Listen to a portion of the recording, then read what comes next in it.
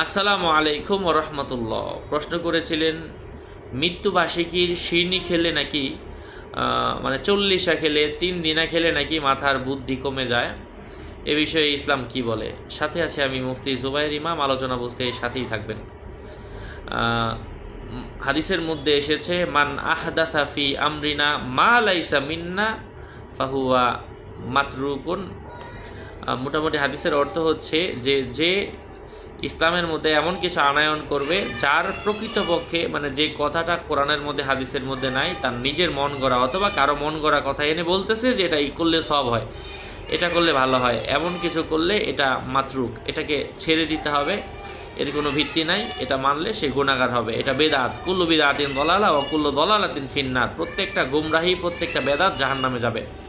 এজন্য এগুলা গুমরাহির কাজ এবং যে কথাটা বলেছেন এর কোনো ভিত্তি নাই, এটা ভুল। আল্লাহ পাক আমাদেরকে এই প্রচলিত কুসংস্কারমূলক কথা থেকে হেফাজত করেন। আসসালামু আলাইকুম ওয়া রাহমাতুল্লাহি ওয়া বারাকাতুহু।